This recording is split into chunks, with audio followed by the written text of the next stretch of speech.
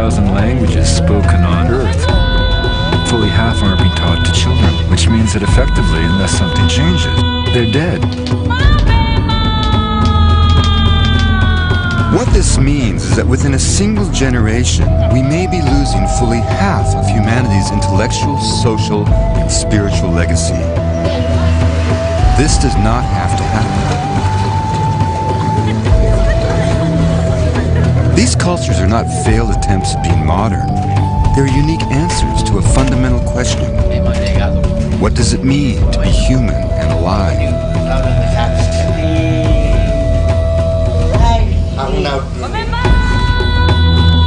I've come to Polynesia to learn about the oceans and the largest culture sphere in human history. The story of the Wayfinders of Polynesia. A few years ago, I might have been writing its last chapter, but now there is a new beginning and the light at the edge of the world.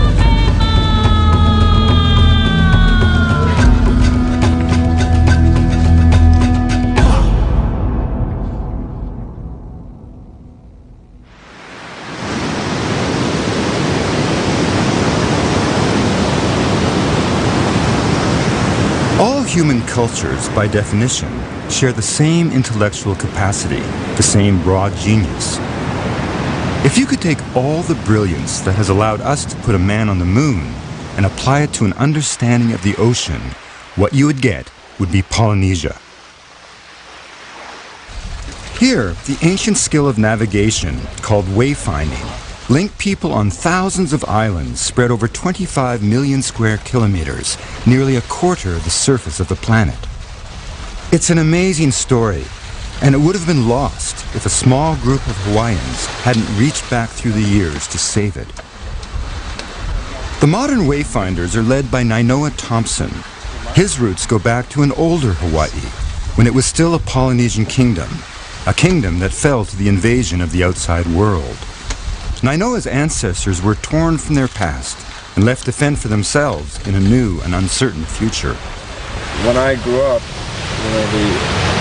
my oldest memories would really be my grandparents, who my father's mother, pure Hawaiian, spoke native language.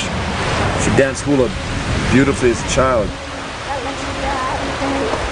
When she went to school, Hawaiian language and hula was outlawed.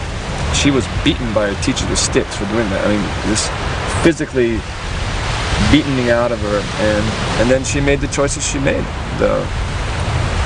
Didn't transfer who she was to my father. And my father grew up without his culture. Nainoa's generation too was lost between worlds, but he found a way forward aboard a ship. A replica of the great sailing canoes of old.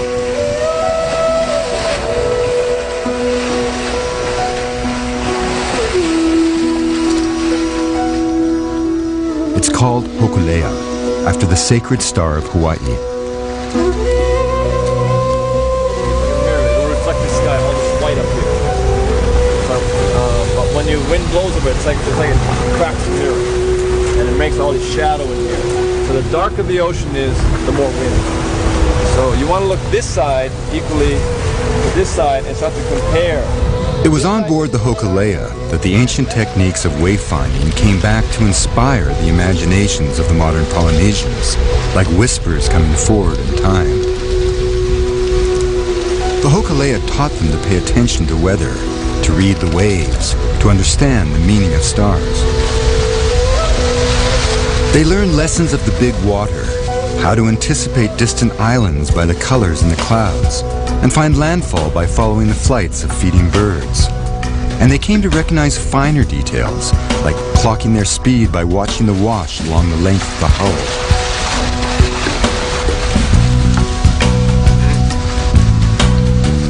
Since 1976, the Hokulea has sailed to every major island group in Polynesia: Tahiti, New Zealand, Easter Island. The canoe has become a symbol of renewal, and there is a strong feeling among Hawaiians that if the Hokulea does not sail, the resurrected culture of the Wayfinders may not survive. The wind that we're experiencing is coming around the mountain here, but the true wind like you're saying, is those colors. And so Nainoa sails and enlists a new generation of navigators. He's become an immensely important cultural figure, publicly more admired than anyone else in Hawaii. And his vessel is a vision of ancestral genius, an image of what it was like when the Polynesians ruled the Pacific. Physically, she's a double-hull voyaging canoe. That's a Polynesian design that really is the front runner of the modern catamaran. She's 62 feet long. Her beam is about 20 feet. And fully loaded on a deep sea voyage, she weighs about 24,000 pounds, so she's heavy. Everything on the canoe is lashed. There's probably over 5 miles of rope.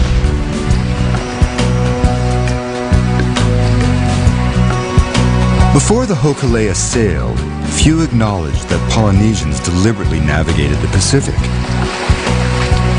It seemed to be impossible.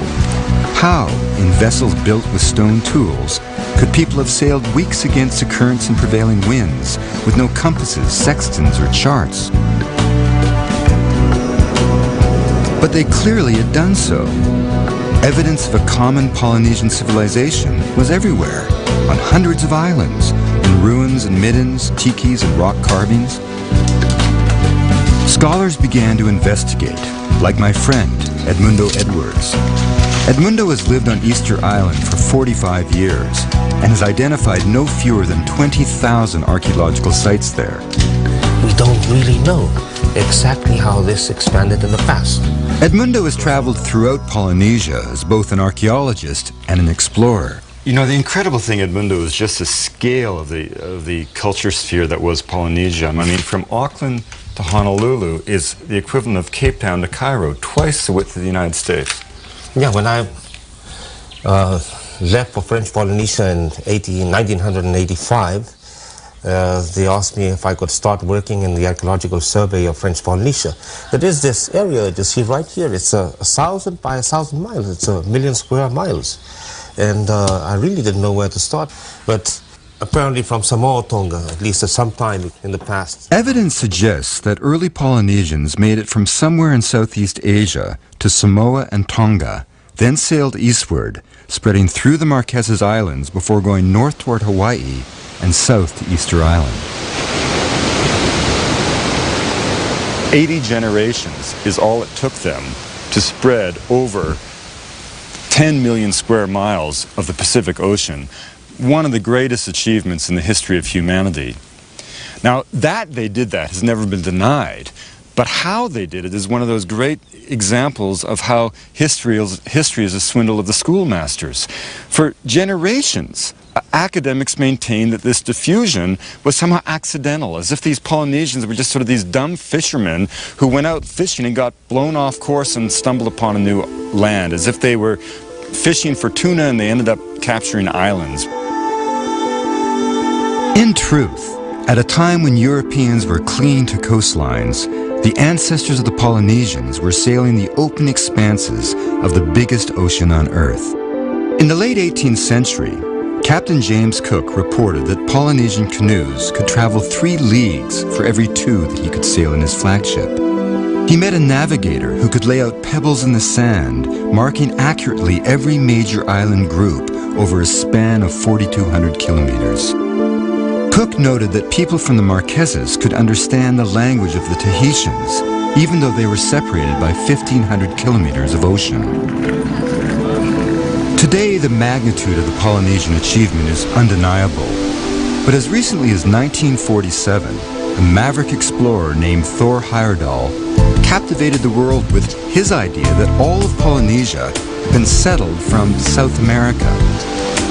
For the damaged and dwindling Polynesian culture, Heyerdahl's celebrated voyage in the Kon-Tiki was yet another wound, suggesting that their ancestors never had the knowledge or wherewithal to settle the Pacific.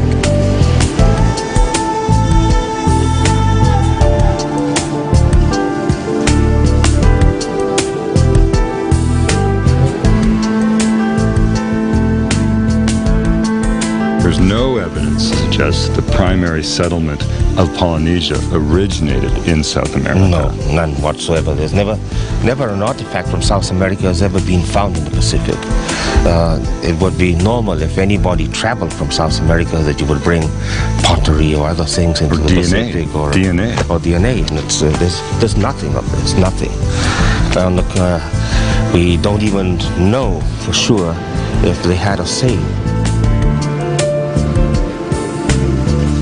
The Polynesians had sails, and they were the ones who voyaged, sometimes achieving the impossible, reaching Easter Island, for example, one of the most isolated points on Earth, 1,500 years ago.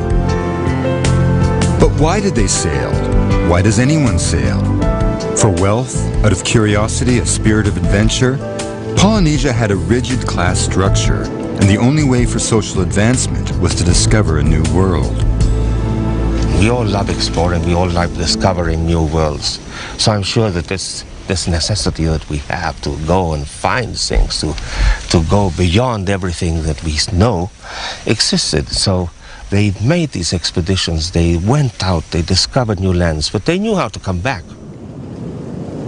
The one thing Polynesians were not prepared for was the arrival of Europeans. Their civilization was built on two institutional pillars: the chief, whose authority was derived from his ability to control and distribute surplus food, and the priest, whose power was based on his ability to manipulate the spirit realm and to punish those who violated tapu, the sacred rules of society, from where we get the word taboo. Within a generation of contact, diseases on island after island had destroyed 90% of the population. The collapse of agriculture eliminated the power of the chief. Then came missionaries, who were immune to disease and who violated tapu with impunity, thus undermining the priests. Within a generation, Polynesian civilization imploded.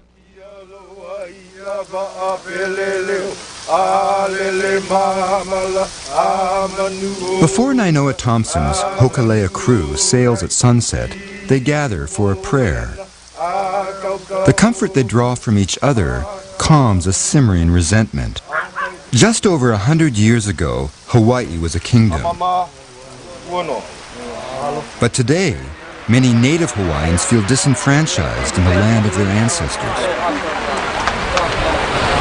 In my time, when I grew up, it was expected that if you're Hawaiian, you're going to fail.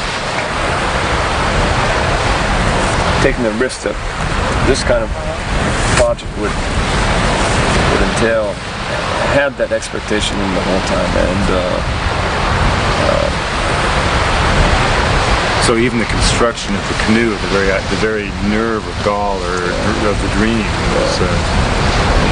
What do you mean that you're going to recreate the spaceship of your ancestors and sail it to your homeland, to the homeland of your ancestors? And what do you mean that that's going to make you feel proud?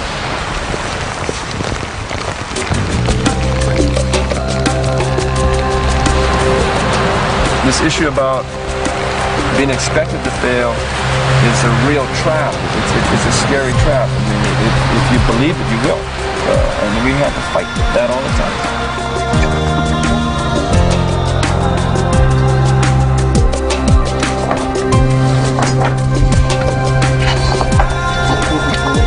Whatever's pushing the cloud is bringing it this way, and this wind must be underneath it. This is what we're feeling. Right? So this air mass is coming this way, and it's going underneath that as this cloud comes back. All that warm air comes up. It gets into higher altitude, it cools, and the rain comes out, it's like friction, it pulls it back down, it hits the surface and it flows out. That's why when the squalls are coming through, the water was flat. Nainoa realized that those waves, the swells, the sun, the moon and the stars in the night sky were there as they always have been. On this training journey aboard the Hokulea, I'm finally going to see how the Wayfinders navigate the Pacific.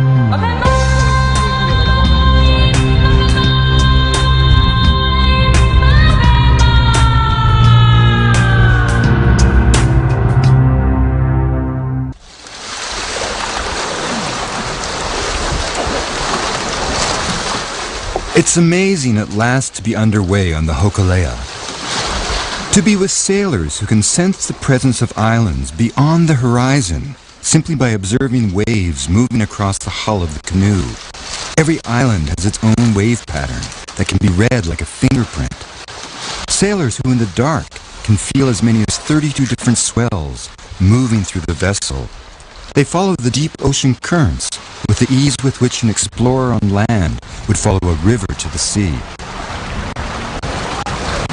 The key is a navigator, sitting monk-like at the stern for days at a time, never really sleeping, ever sensitive to the changes in the weather, the currents, and the pulse of the swells. It's based on a system of dead reckoning. You only know where you are by remembering how you got there.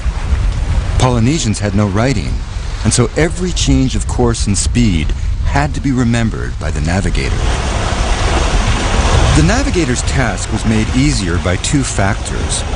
With the exception of New Zealand, Hawaii, and Easter Island, no voyage through Polynesia is longer than 500 kilometers as a crow flies. On the ocean, one can see roughly 50 kilometers, which significantly fills in the spaces between the islands. What's more, the Polynesians were as much wayfinders as navigators. They didn't have to find a specific island. They had to reach an island chain. I find it extraordinary that 15 people can live on a deck 12 meters by 6 for 7 days and never have a squabble. There needs to be calm to listen to the wind. We're heading south on a training voyage, past Oahu, then across the straits of Molokai. It's deceptively calm, for storms always loom. But for now, we are taking our cues from the sea to plot a chart to Molokai in our minds.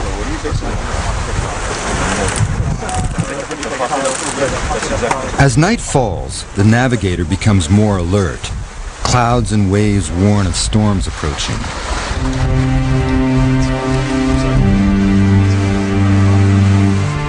The setting sun was the last sure sign of west, so a detailed knowledge of the stars must guide us until morning. There are about, I'd say maybe a couple hundred stars that we memorize. You really just need to know the real bright ones. Polynesians use the stars as markers for islands. If they are far from home, the Hawaiians know their islands will always be under Arcturus. In their language, it's called Hokulea. So the canoe becomes like the needle of the actual compass. Yeah, that's right. The helm of the vessel is square, allowing the navigator to align the canoe to the east and west with each dawn and sunset. He then lines up the mast with the star that he is following. Polynesians never thought of a voyage as a journey. They believed that the canoe stood still and that the islands came out of the sea to greet it. When you have a black night, where the ocean gets black, and that's when you can't navigate with your eyes anymore. Then you have to go someplace else.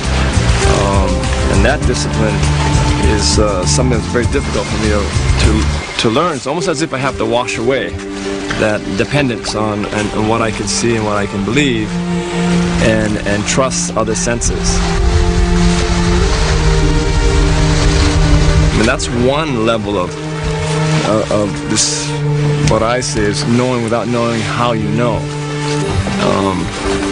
And that, I'm not very good at it. I'm still a virtual kindergartner. I mean, and I say that because I know the difference between myself and my teacher. Right. Where that deeper understanding of trusting other instincts is nurtured when he was a young child, and he was dependent on it for survival.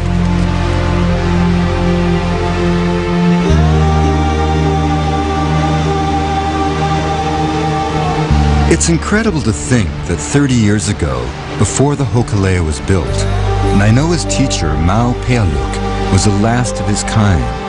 All the other navigators were dead. The difference between Mau and I is that he comes from an unbroken ancestral teaching.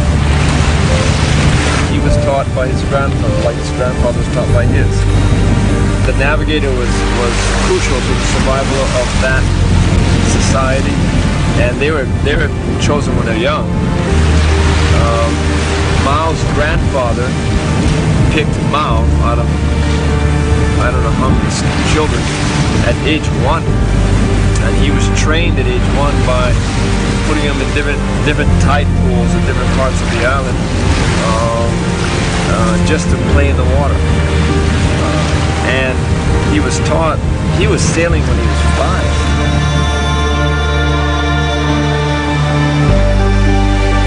See, a little bit rain and tiny clouds. You think strong wind in there? No. No. Because we look underneath the clouds.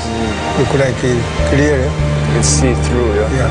Where he took me to this place called Lanai Lookout, where we would study sunrises and sunsets every day. Because they're very important times of specific observation.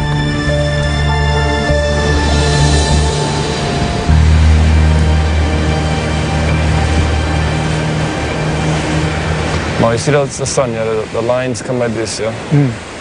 That's for the wind. For the wind. He said, okay, go point to the star house of where Tahiti is. So that's elementary. So I pointed it out. I was confused by the question because it seemed so simple.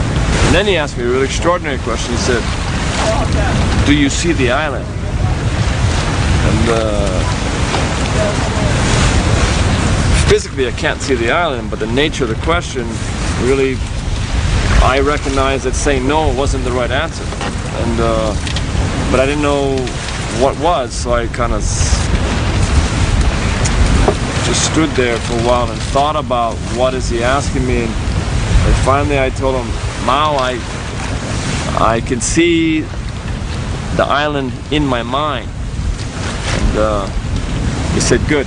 He said, you keep that image in your mind. If you lose it, then you're going to be lost. Then he said, get in the car, take me home. In time, Nainoa would sail some 10,000 kilometers from Hawaii to Easter Island, crossing the doldrums, to reach an island only 25 kilometers in width, a single degree on the compass. Had he missed, he would have faced the unknown, 3,000 kilometers of empty ocean all the way to Patagonia, without food or water.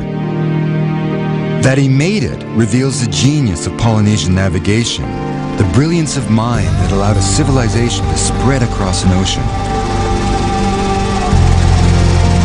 All human beings face the same kind of social imperatives. We all have to have children, look after our children, look after our families, find a way to understand the mystery of life and death and so on.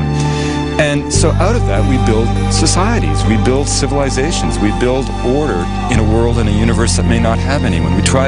We make sense out of sensation. And so by definition, Polynesia made its own universe.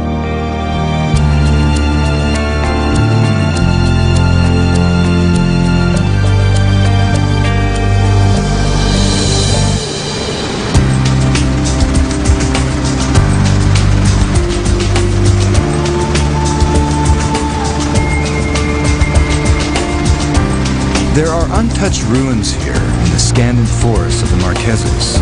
More than words, they tell the story of Polynesian civilization.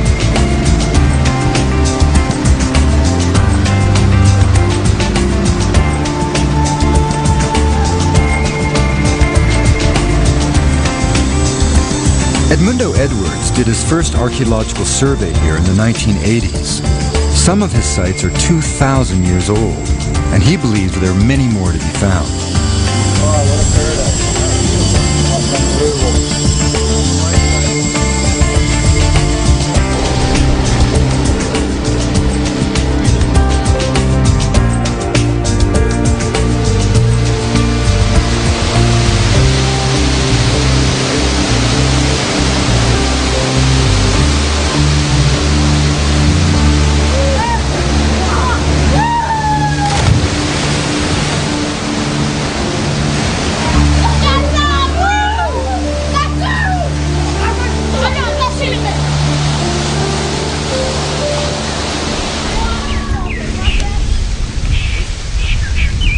The original name of this place was Tehenua Teanata, the land of men. The first Europeans arrived here in 1595 and named the islands after a marquis in Spain. But the real impact of outsiders came in the wake of Captain Cook in 1774 with the permanent settlement of traders and missionaries.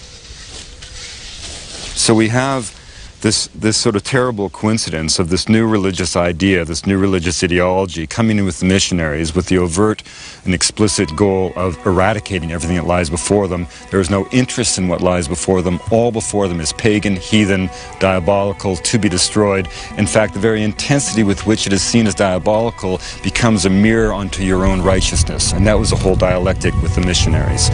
So they just want to wipe it out. This is Hatuatua, and that area is unexplored. Totally unexplored. Yeah, we were the first. So what do you think the population was here? Probably about 2,000 to 3,000 people lived here in the past. And it looks like a couple of rivers or streams come into the valley? There's two big streams that come down, then there's a little... So you had fresh water all the time, you had the ocean, and breadfruit, taro, sweet potatoes, everything you needed right here in the valley. Everything.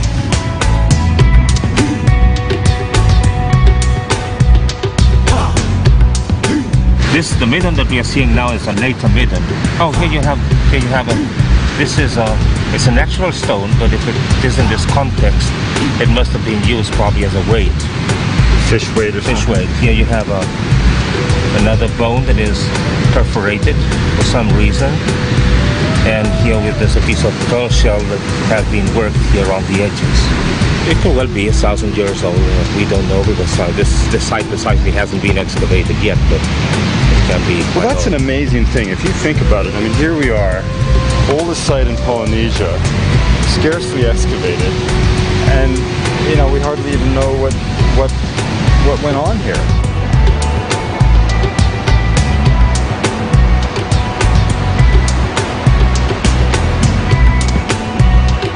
Here we are sitting on the earliest settlement of Eastern Polynesia.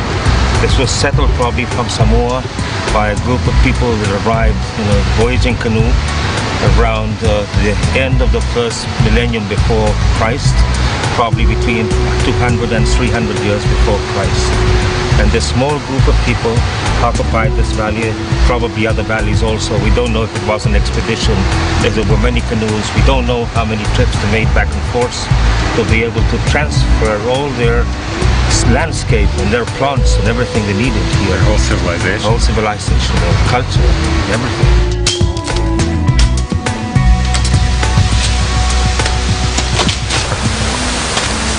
You know, Edmundo, it's incredible. You walk through here and you've climbed all the way up from the beach, and the entire landscape has been transformed by human beings. Every single inch of this mountainside is covered, not just covered by remains of human habitation, but by monumental architecture. It's extraordinary. I've never been in a place where you walk across miles of landscape, and not only is the landscape completely covered by the remains of an ancient civilization, but so little of it has been studied or even surveyed by archaeology.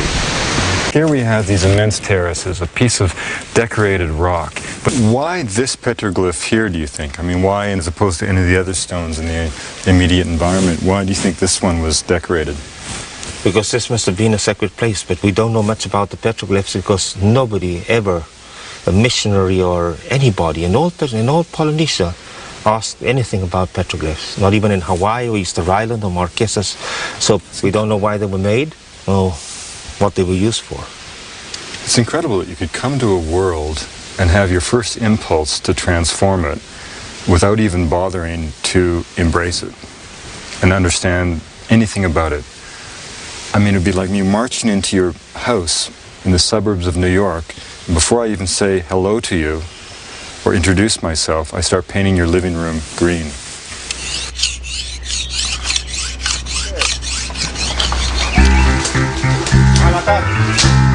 You know, the amazing thing is that the whole mountainous island is covered with vegetation, and it's so verdant you can just see how quickly the forest cover would just sweep over any site. And it's covered everything. I mean, you cut down the vegetation here in a couple of months, it's completely covered again.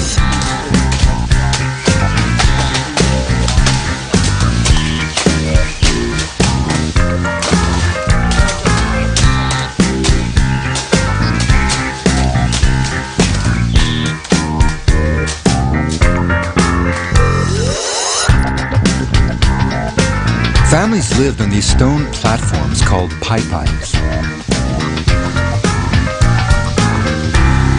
Okay, this is the burial site that I told you about, that we haven't seen. Edmundo's assistant, Alphonse, has just told us of a grave he has discovered in the corner of this paipai. Alphonse, he just told me it's full of skeletons inside and skulls and other things. But it's never been found before? Look, you can see a skull over there. It's never been found before? No, he's the first guy to go in. We're the second to come and have a look here. Watch it there. It's okay.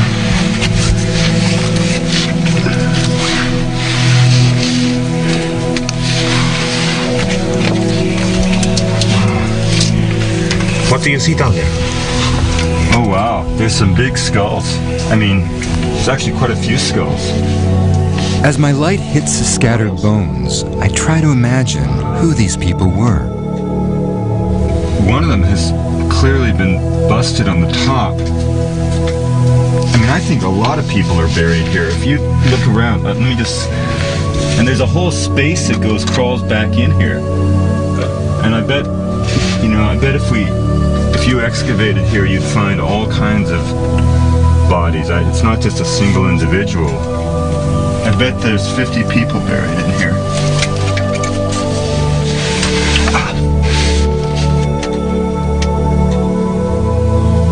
Crush any of the bones, but going deeper into there.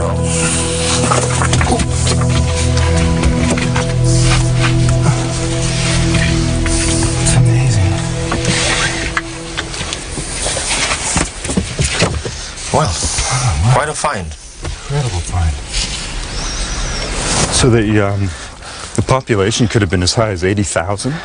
80,000 at least, I believe. In this island. And all the Marquesas Just probably... on this island? Just on this island. What about the entire archipelago? Oh, probably over 300,000. 300,000? And it collapsed to as little as 2,000? Yep. What happened? Diseases. Diseases, arrival of Europeans. And how fast did it happen? Oh, could have happened in one generation. Could have gone down to practically nothing. In 1863, when the smallpox epidemic arrived to the Marquesas, it wiped out about 85% of the population of all valleys in 1 month. There was no way the ancient Marquesans could have been prepared for the pathogens that would arrive with the Europeans. In their language, they use the same word for both European sailor and venereal disease.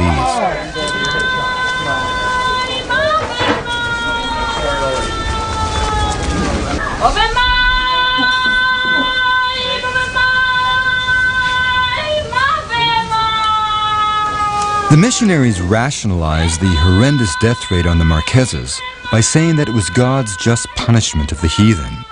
They left no records describing what the culture had been like at contact. The French colonial administration in 1863 formally outlawed virtually every aspect of traditional Marquesan life. This merely codified what had been underway since first contact, the utter destruction of the people. So that almost the way of the ancestors was, within a generation, it slipped from history into the realm of myth, and from myth into the very deepest recesses of memory from which it could not be retained. The Marquesans had no choice but to accept the shattering of their world and to do their best to adapt to a new reality.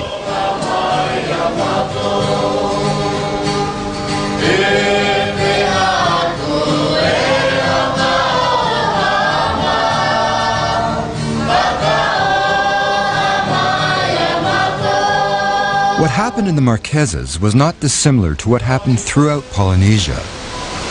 The demographic collapse, together with European colonization, both devastated the traditional economy and brought an end to oceanic trade. The navigator had always been the cultural pivot. Navigation was what fundamentally defined the Polynesians. Suddenly, the wayfinder had no role. Which is precisely why the Hokulea today must sail. As Nainoa Thompson always says, it is by voyaging that modern Polynesia may rediscover the essence of what it is.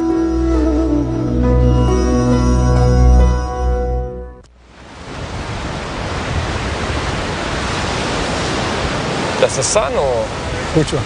the little dot? So the little small little dot. The rain, the little dot. Yeah. Rain. The sun right there. The sunrise. Think for a moment what will be lost when this one old man passes away. Now multiply that by all of the other elders in each of the thousands of cultures that are now imperiled. Margaret Mead said it so well, what this is really all about. If we are not careful, we may wake up one day as from a dream and forget that there were ever any other possibilities for life other than our own. Did he ever express any regrets or concerns about the fact that he was one of the last of the great navigators? Yeah, I would say the 29 years that I've known him, he's always been concerned about the survival of his culture. He once said that if there's no navigators, there are no men in this culture. That's why we have to sail. That's why we have to build a school. That's why we need to create canoes for the people, and that's what we plan to do. Ready? Set.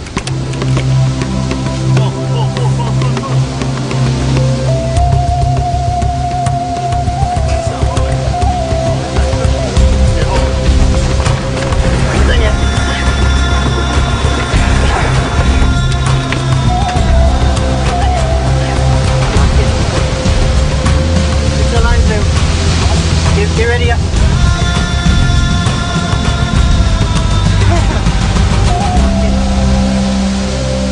After 3 days and 300 kilometers at sea, the young wayfinders under Nainoa Thompson are sailing to Molokai on board the Hokulea. In 1976, the Hokulea sailed for the first time following the traditional route from Hawaii to Tahiti. When it arrived at Papeete, the crew was astonished to see waiting for them a jubilant crowd of over 16,000. But something happened when they launched that canoe, and I'm not adequate to add it all up.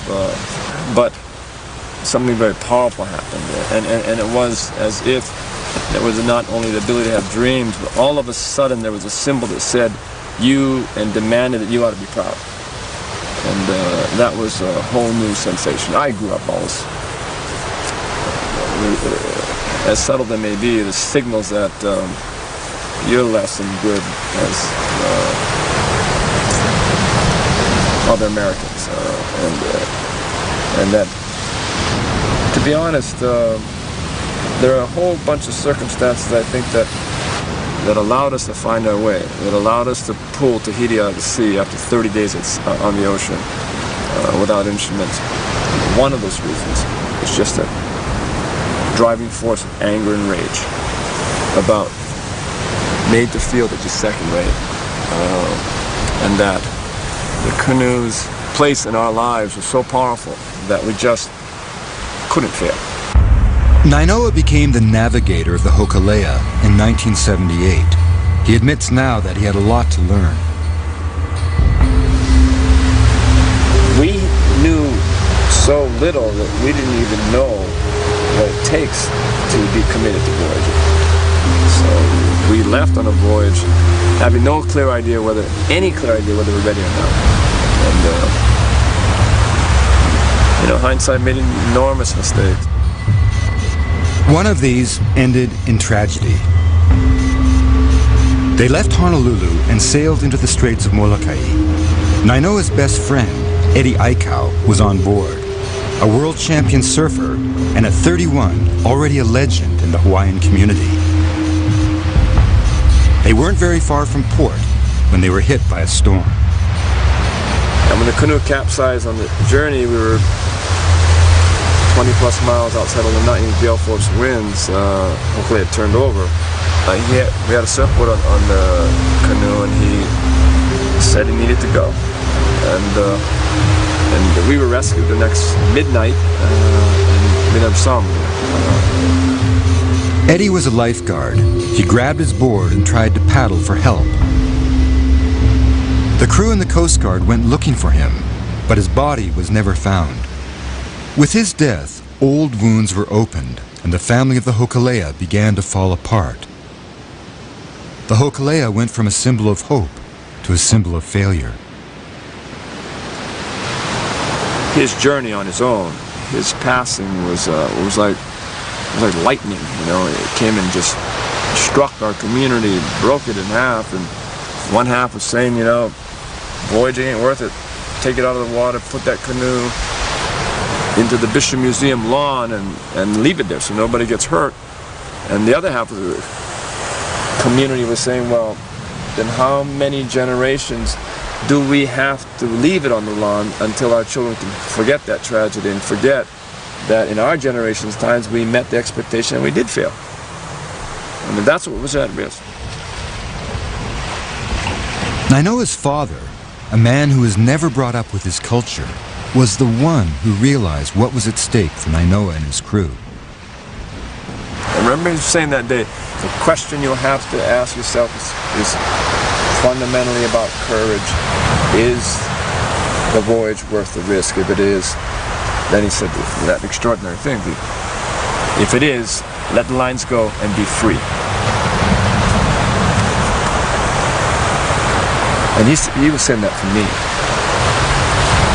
Because my dad, I think, was saying, if I never went, I would never be free. And my good friends, Eddie once told me I gotta sail Hokulea because I need to go down and pull Tahiti out of the sea. And in doing so, I'll bring great honor to my ancestors, and in doing so, I'll bring pride to our children. And fundamentally, that's what it's about. Nainoa, when he goes sailing, it's not like he's going sailing to rediscover a world of an imagined paradise of a pre-European time.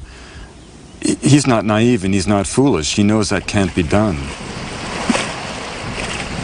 What Nainoa is saying is, we did this. Like our ancestors, we sailed. And in sailing, we have given meaning not only to our own lives, but also to the lives of our children.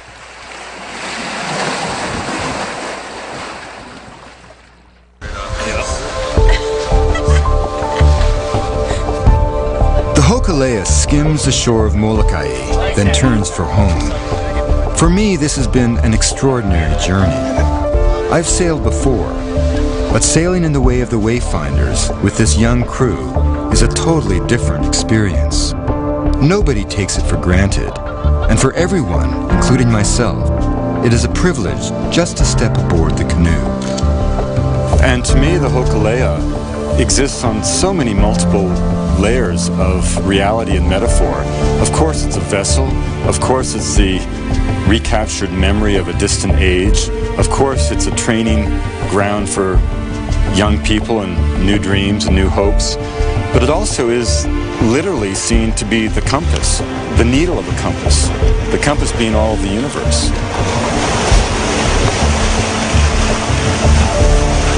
And to me, that's sort of an interesting concept because it encourages us to shift perspective. If we try to become like who we were 600 years ago, that's a reality that we would fail at seeking. Well, that's no. It's like me becoming Irish 600 years ago. Right. It's preposterous. It's impossible. Right. But in these stars and in these clouds, these oceans, those things didn't change. I mean, they were there when my ancestors were there. These canoes aren't those canoes, but they are in their wake. I think one of the lessons to look back is to remember that for the Polynesians this may have seemed like a universe, and yet if you look at what happened to them within a single generation, you suddenly realize that nothing is stable, nothing is certain, and all of us have to be extraordinarily aware of the delicate balance that life represents. Modern industrial society as we know it, which seems to be spreading so quickly around the world, is only 300 years old. That shallow history should not suggest to any of us that we have all of the answers for all of the challenges that will confront us as a species in the ensuing millennia. On the contrary, the other voices of humanity are not expressions of something archaic.